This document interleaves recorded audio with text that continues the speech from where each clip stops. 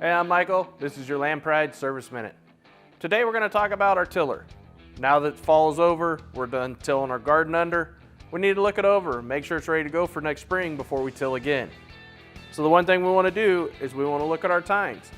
We need to make sure we have a good edge on them, make sure there's no broken or chips out of them. If there is, you need to get with your Land Pride dealer and get a new set of tines ordered for it. While we're at it, we need to check the chain case. Inside that chain case, we have flowable grease, which you can get from your Land Pride dealer.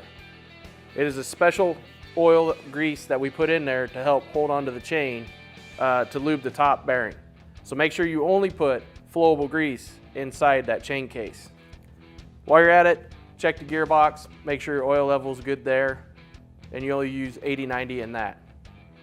Lastly, make sure you grease your bearings on the ends and also your driveline.